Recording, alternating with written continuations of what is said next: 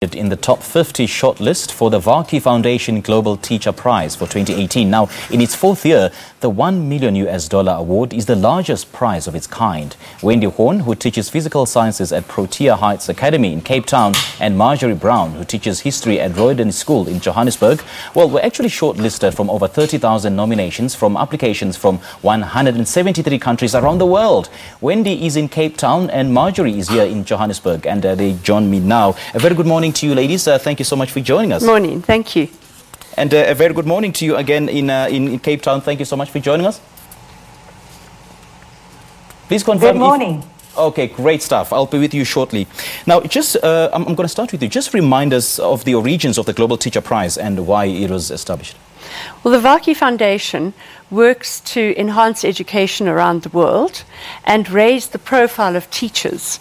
So it not only looks at teachers, though it's involved in a lot of third world countries in educational projects. Okay, and what does it mean for you to be nominated for this?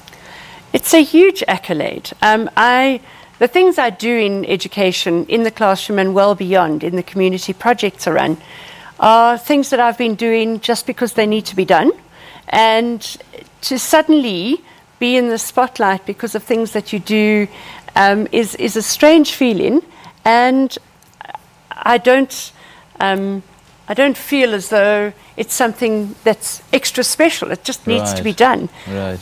But I think it is important in our country where education is in a crisis to raise the profile of teachers and to raise the importance of education. All right. Wendy, back to you in Cape Town. Once again, congratulations to you. And how do you feel about being nominated for this?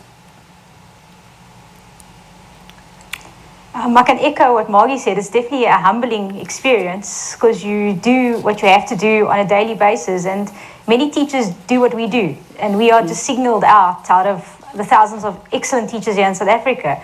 So we serve as role models, but we have our own role models that are also doing very good work here in education. What do you think makes a good teacher?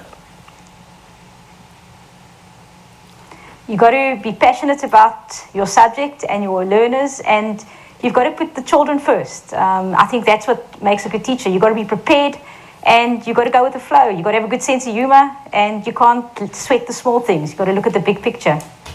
All right. And I guess it takes mental agility for you to be able to execute your duties quite diligently as you possibly can. I guess then it's a calling rather than a profession. I think it is a calling. I haven't always taught. Teaching is my passion, but during the days of apartheid, I became a human rights activist because in those days we needed to fight a greater scourge. But come 1994, I just felt the best way to take this country forward was to tackle the most important issue in our country, education. And so I went back into teaching and have remained there ever since because it is the building block of democracy. Yeah. What are your plans for this new academic year, and what sort of value are you going to add to your pupils? Well, in the class, I, through history education, get pupils to become critical thinkers, global citizens. I run Model UN debating within the school. Outside of the school, I run literacy projects and literary excellence projects, and I'm involved in early childhood education. And those are all the building blocks. We heard earlier on Morning Live about free higher education, but we need to start with early childhood education and make sure that children learn from that young so that they can cope in primary school. We need to build literacy. So we have 78% of grade 4 learners functionally illiterate in our country. So we have to be building on every step of education so that by the time learners have this opportunity of free or higher education, they will cope. Now, Wendy, back to you in Cape Town. Now, I'm sure you just heard Marjorie saying that, early childhood development is actually a building block towards achieving this goal of, high-quality education. And, of course, there could be some stumbling blocks along the way towards achieving this goal. What are some of these and some of the challenges that you as a teacher have faced along the way? I think in the primary schools and the early childhood development, it's just lack of skills. and lack of resources on the teacher's part. You have teachers teaching subjects that they are not trained properly for. For example, the maths and sciences, that's where my passion and expertise lies. And when they come into the high schools and go on to higher education, they haven't got the building blocks. So you're building on a foundation that doesn't exist. So we need to start with the little ones as they come in grade 1, grade 2, making sure that they have the good, solid foundation, and that the teachers are well trained and providing what is required in the throughput, not just putting children through from grade to grade so that they eventually get some sort of matric that they can do nothing with. Now, Marge, there's this phenomenon called licensed teachers, those who are doing it for the money, with no love, with no passion whatsoever, and you will agree with me that it will have a long-term devastating effect on the pupils. I think since time began, no matter what the job, there are people who do it for the money and there are people who do it for the love of the profession. I think teaching is one of those professions where it's very difficult to say you do it for the money. I don't think teachers are particularly highly paid in South Africa.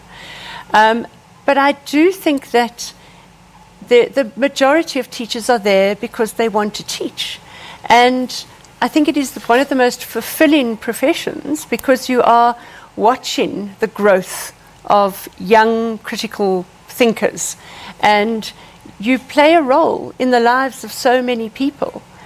That for me it's an incredible privilege to have discussions in the classroom that take children beyond the textbook, that take children into thinking about the relevance of education in their lives and their future professions. So I wouldn't say that there are the majority of teachers teach because of the money. Right. I would say that it's one of those professions that's an unsung profession, like nursing. Indeed. And yet it is so critical. Indeed. Now, Wendy, back to you. The Matric 2017 results will be announced or released tomorrow, and one of the worst performing schools, teachers are being blamed for the poor results. Is that blame fair? Oh, there are so many circumstances around bad results in a school. But yes, we've seen studies where you have schools that are in the same neighborhood drawing children from a similar socioeconomic type of background, and one school performs really well and one school performs really badly. So I think it starts with the teachers in the classroom, but it's also the management structure that's involved in a school. The management structure really can determine whether a school succeeds or does not succeed. So I think, yes, there can be some blame laid at the feet of teachers when a school doesn't perform, because there are schools that perform well with very, very limited resources in similar circumstances. All right, Wendy and Marge, thank you so much to you two ladies for joining us this morning. It's an absolute pleasure having you in studio. And once again, congratulations to you too. Thank you so much. All right, that is Wendy Horn and Marjorie speaking to us in our Johannesburg studios. Now, the Varkey Foundation Global Teacher Prize was set up to recognize one exceptional teacher who has made an outstanding contribution to the profession. And, the top 50 shortlist has representatives from 33 countries around the world. And the winner will be announced at the Global Education and Skills Forum in Dubai on Saturday, the 18th of March this year. And for more on the Varkey Foundation Global Teacher Prize, go to www.varkeyfoundation.org/teacher index. That's www.varkeyfoundation.org/teacher index. All right, this is Morning Live. Let's take a look at the latest weather report.